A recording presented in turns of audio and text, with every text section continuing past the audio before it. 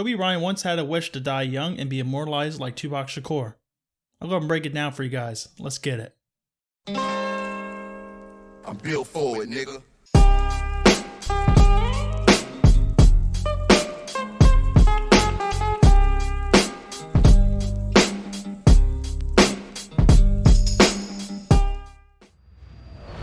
What up guys, it's your boy DJ Skandalous here, and we're back with another video. For this one, I'm going to break down this recent news about Kobe Bryant and his fascination with death that he had early on in his career, and how it overall changed once he had a family and children down the line. I found this article fascinating, and it's all over Fox News and as well as CNN and other websites such as that. But I found this great article on CCN. The title reads, Kobe Bryant's wish to die young sounds eerily similar to another LA icon. In a recent interview with The Jump, Tracy McGrady, a longtime rival and friend of Kobe Bryant, revealed that Kobe used to say that he wanted to die young. Bryant's prediction of an early death sounds similar to that of Tupac Shakur. One day after Kobe Bryant and his daughter Gianna's heartbreaking deaths, as well as 7 others, Tracy McGrady made an appearance on ESPN to share some surprising insights. The tearful McGrady, who was close to Kobe Bryant, said that Kobe used to tell him all the time that he wanted to die young. This sounds crazy, but Kobe spoke this. He used to tell me all the time, I want to die young, I want to be immortalized, you know? I want to have my career be better than Michael Jordan, and I want to die young. And here's a brief clip here. This sounds crazy, but Kobe spoke this. He spoke this. He used to say all the time, I want to die young. And really? I thought he was he used to say, I want to die young. I want to be immortalized, and, you know, I want to have my career be better than Michael Jordan, and I want to die young. And I just thought he was just so crazy for saying that. Hearing you say, oh, I want to die young, I want to be a legend, that's totally in line with young Kobe. But older Kobe, the Kobe that you and I spent the last year watching, the 41-year-old Kobe, he wanted to be around, especially for his family. Much like Kobe Bryant, Tupac Shakur also visualized his own death. In 1995, Tupac Shakur released a song entitled If I Die Tonight. Lyrics from the song in detail end, I hope they bury me and send me to my rest. Headlines reading murder to death, my last breath. On another track that he did with Richie Rich, he says, I've been shot and murdered, can't tell you happened word for word, but best believe they're gonna get what they deserve.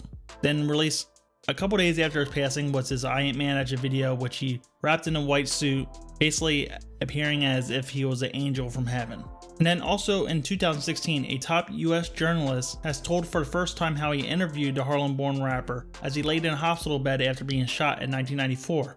The award-winning AJ Benza, who worked for the New York Daily News, said Tupac chillingly said that his days were numbered. He revealed, Tupac told me he was going to die young. I remember being at the hospital bedside after the first shooting, and he said not this time, but it's coming. And for me, I found this to be really kind of crazy that Kobe Bryant also had this type of fantasy as well early on in his career, and basically he wanted to, because I think he probably seen that Tupac died at the height of his career, even though Tupac had many years left, and he was also selling records like hotcakes, you know, 5 million records for All Eyes on Me, even while alive. So we can't really pinpoint if that was Tupac's height of his career or if it far exceeded that. But a lot of people think that when Tupac died, he became immortalized, and that's why a lot of people consider him the GOAT, but I think he had so much more to give the world, as well as his acting career in Hollywood, and also owning his own record labels and things like that. So I feel like at that time, Kobe felt like if he died young too, that he'll be held in such regard in the same light and the same way as well. But I think for me that opens the door for so many what-if scenarios, because there was a player from the Celtics that was drafted in the 80s that was supposed to be as good as Michael Jordan. His name was Len Bias, and he passed away from an overdose, I believe, a day or two after he was actually drafted by Celtics. But that's always going to be a what-if scenario. What if he stayed alive? What if Celtics would have beat the Bulls in the 90s and basically derailed Michael Jordan from ever getting 6 rings? So him dying young, as well as Reggie Lewis from the Celtics, are always going to be what-if scenarios.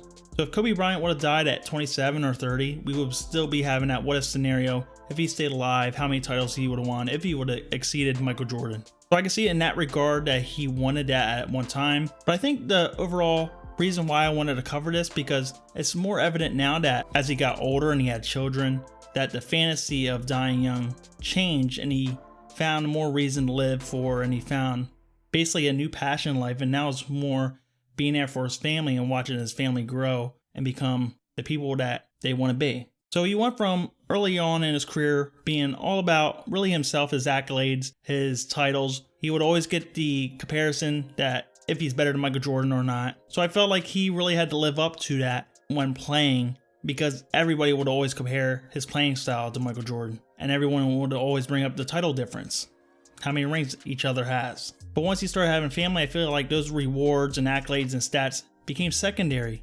And this is more evident by all the pictures that we've seen with his family opening the Mamba Sports Academy and trying to be a teacher to a new wave or a new generation of players. And I think that's an amazing thing, because I think as a fan in his younger days, I don't think we really expected that. We don't really see many players transitioning into businessmen, winning Oscars, also opening academies and sports complexes and things like that after their retirement. And Kobe was doing all those things and to a high level. And I think that's really a big reason why so many people are so heartbroken over this tragedy. And I am too, because I've been watching Kobe Bryant on the Lakers since I was 8 years old. I was born in 1988. I'm 31 years old now. My favorite team growing up was the Charlotte Hornets, because they had Tyrone Bogues. And that was the first NBA hat I got when I was like 3 years old from my aunt.